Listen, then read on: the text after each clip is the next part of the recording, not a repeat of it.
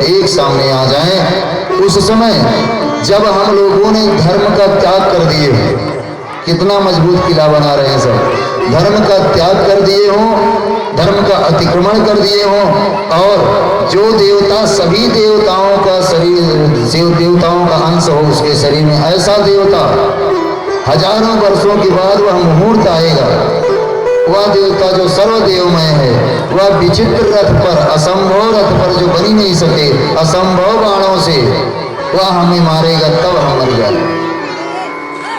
ब्रह्मा जी कहे ठीक है, चले गए।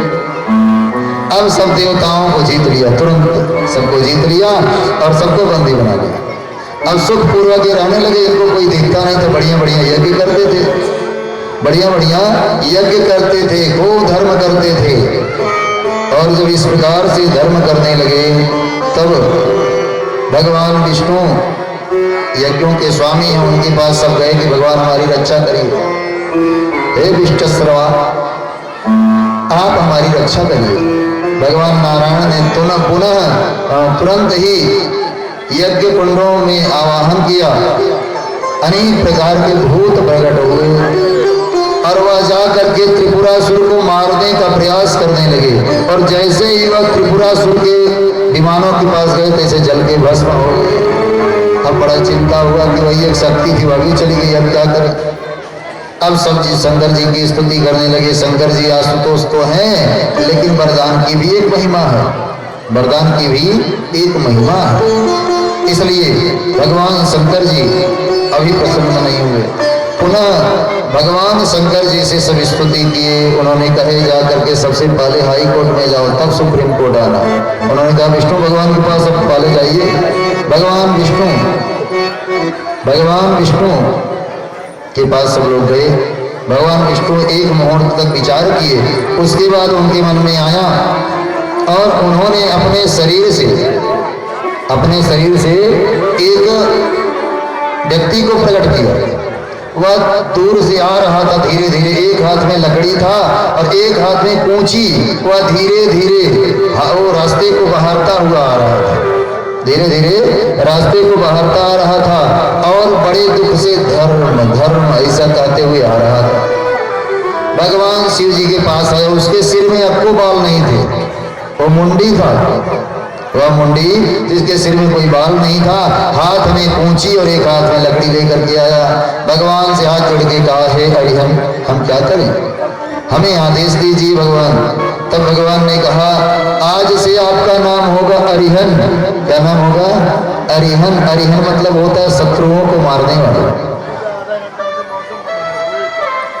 देखिए शिव पुराण की कथा बहुत कम होती है समाज में, इसलिए सब लोग बड़ी एकाग्रता से सुनिए, क्योंकि भागवत तो कहीं भी होती है, शिव पुराण की कथा कहीं कहीं होती है। कहते हैं वहाँ अरिहन उनका नाम रख दिया। बोले आप जाइए त्रिपुरासुर को मोहित करिए। तब तुरंत ही उनके 4 चेला बना दिया। भगवान विष्णु ने 4 चेलों का हाथ पकड़ा दिया, ये तुम्हारे चेला रहे, क्योंकि बिना चेलों के गुरु का कोई इज्जत नहीं है। गुरु जी अकेले आके कहीं बैठ जाएं, कोई पहचानता ही नहीं है, कैसे इज्जत हो। 4 चेले होंगे, गुरु जी करेंगे, तो जो नहीं जानता है वो अभी थोड़ा सा सोचेगा गुरु जी। इसलिए 4 चेले दे दिए, नारद को बुलाया। बोले नारद जी जाकर के इनका मदद करिए। अब त्रिपुरासुर के किले में कोई भी प्रवेश नहीं कर पाता था। त्रिपुरासुर के किले में कोई प्रवेश नहीं कर पाता था।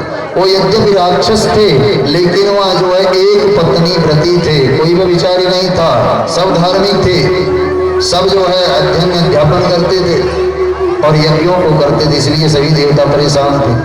अब वह जब मुंडी चला 4 शिष्यों को लेकर के, नारद जी ने आगे जाकर के त्रिपुरासुर को समझाया, तीनों को, कि देखो भैया ये हमारे गुरु जी हैं।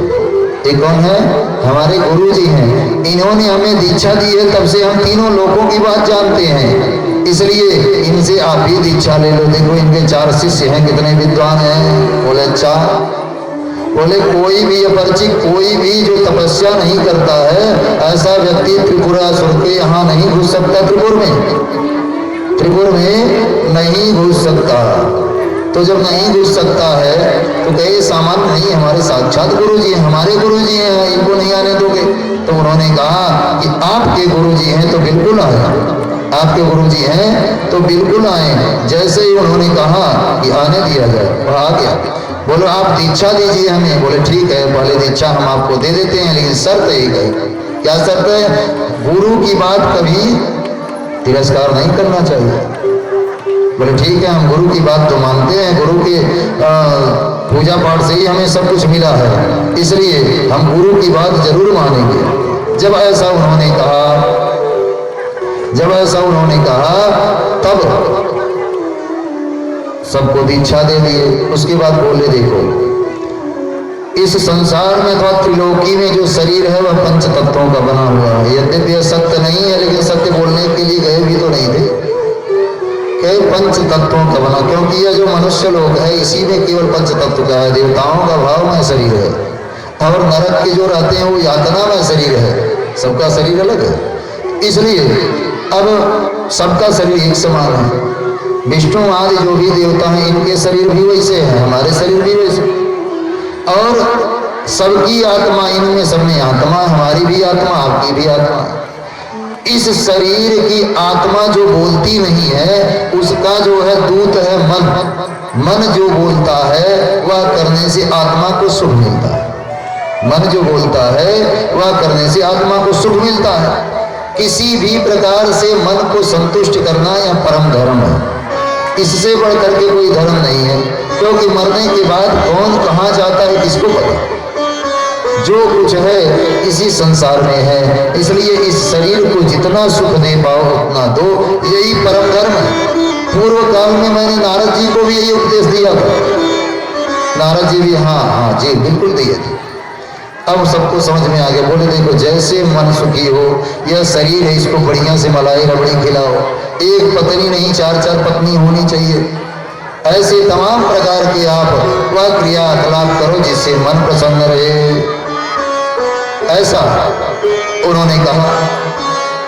अब सबको धीरे धीरे होम्योपैथ की गोली की तरह, जैसे आज सबके संस्कार को छीना जा रहा है लंबे समय से, आप सभी जितने भी मनुष्य संस्कारहीन केवल रोबोट बन गए, केवल रोबोट बन गए। कैसे?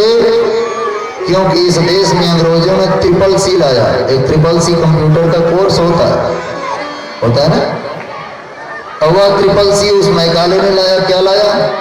कोर्ट। एक शीशे क्या बना? कोर्ट। आप यहाँ गाली गलौज होगा, कोर्ट में न्याय होगा, साल भर मुकदमा लड़ना पड़ेगा। उसके बाद एक लाया क्लब। क्लब में सब लोग जाइए, आनंद लीजिए। दूसरा कॉलेज। अब कॉलेज में जाइए, आपको सब कुछ आता है, लेकिन अगर आपके पास मार्कशीट नहीं है तो कुछ नहीं हो सकता। इस प्रकार से तमाम ऐसे नियम बनाए गए, और जिसको हम होशियार बन करके अभी भी पालन करते हैं। पहले जो नाई हुआ करते थे, छोटे मोटे चलते फिरते डॉक्टर हुआ करते थे, आपके ऑपरेशन थोड़ी इत्यादि का कर देते थे बिना पैसा के, नीम का पत्ता भर दिया, ठीक हो गया। अब एक यज्ञ पूर्व काल में उन्होंने लाया अंग्रेजों ने, जिसका नाम है इंडियन एजुकेशन यज्ञ, कि बिना मार्कशीट के आप दुकान नहीं खोल सकते। भले आपके पास ज्ञान है, ठीक है, लेकिन बिना मार्कशीट के नहीं खोल सकते। परंपरा, इसलिए जो पारंपरिक कला थी वह चली गई। और जब परीक्षा पर सब होने लगा तो नकल भी होने लगी। कितने लोग पास हो गए बेचारे, मार्कशीट कहीं काम में नहीं आ रही है, वो केवल शादी के काम में आती है। हाँ बाबू हमारे इतना पढ़े। तो इस प्रकार से होम्योपैथ की गोली की तरह खिलाने लगे। और अब त्रिपुरासुर के तीनों राक्षसों को पसंद आ गया। वाह गुरुजी क्या बात है, हम भी तो यही चाहते थे। जब धर्म भ्रष्ट उनको कर दिया, और उन्होंने एक वक्तव्य और क्या दिया? यावत् जीवेत सुखम जीवेत ऋणम कृत्वा घृतं पिबेत् भस्मीभूतस्य देहस्य पुनरागमनं कुतः। कहते हैं यावत् जीवेत सुखम जीवेत, जब तक जियो तब तक सुख से जियो। अपने खेत में गाजर न लगी वो छोरी से उखाड़ के लाओ, खाओ, मस्त रहो। क्यों 6 महीना परेशान हो? पैसा नहीं है तब क्या करें, कैसे सुख मिलेगा? क्योंकि कहते हैं विद्या ददाति विनयम विनयम याति पात्रताम पात्रत्वात् धनमाप्नोति धनात् धर्मस्ततः सुखम। नियम से अगर विद्या विनय देगी, विनय से आप में पात्रता आएगी, और पात्रता जब आएगी तब आपके पास धन और मित्र होंगे, धन होगा, और धन होगा तो धर्म करेंगे, धर्म करेंगे तो सुख करेंगे। इसने कहा ऐसा कुछ नहीं है। जब तक जियो तब तक सुख से जियो। आपके पास पैसा नहीं है, कर्ज लो, लेकिन घी पियो, बढ़िया से बढ़िया चीज खाओ, क्योंकि इस शरीर जब इसको मर जाने के बाद जला दिया जाता है, पुनरागमन कुतः, कौन देखा है कि पुनर्जन्म होता है कि नहीं होता। इसलिए खूब खाओ, मस्त रहो। अब सब धर्म भ्रष्ट हो गए, सब धर्म भ्रष्ट हो गए, विचार में प्रवृत्त हो गए। देखिए, लंबे समय से अगर गलत बात अपने मन में विचार करते रहो तो एक समय में वह मन स्वीकार लेगा कि यही सही बात है, यही सही बात है। अब भगवान के जो पूजने वाले हैं किसी से विरोध नहीं करते, लेकिन दुनिया वाले उनसे विरोध करते हैं। उनका भी पक्ष रहता है कि हम अन्याय नहीं करते, हम तो धर्म की बात करते, हम तो न्याय की बात करते, हम मानवता की बात करते हैं। हमारा पक्ष है स्त्रियों को देवियों के समान पूजक बनाए, उनका सम्मान हो, सुरक्षा हो। तब वहां से एक युक्ति निकलती है कि भाई देखिए, ये शोषण हो रहा है, उनको घर से बाहर नहीं निकलने दिया जा रहा है, उनका भी अपना पक्ष है, इसके मानने वाले भी बढ़ रहे हैं, क्योंकि यही सूत्र है, यावत जीवित सुखम जीवित, सुख से जीवित। अब जो है सब भगवान के शरण में तुरंत गए कि भाई अब मुहूर्त आ गया। सभी 100,000 वर्षों तक ऐसे इंतजार किए। अब जो है वह सुंदर समय आ गया जब वह त्रिपुरा सुंदर विमान एक सिधाई में आ गए, सब स्तुति करने लगे। तब जो है भगवान विष्णु शंकर जी एक बार प्रकट होकर अंतर्धान हो गए। विष्णु ने कहा ऐसे काम नहीं चलेगा, एक मंत्र बताया उन्होंने, ओम नमः शिवाय शुभम कुरु कुरु, ओम शिवाय नमः।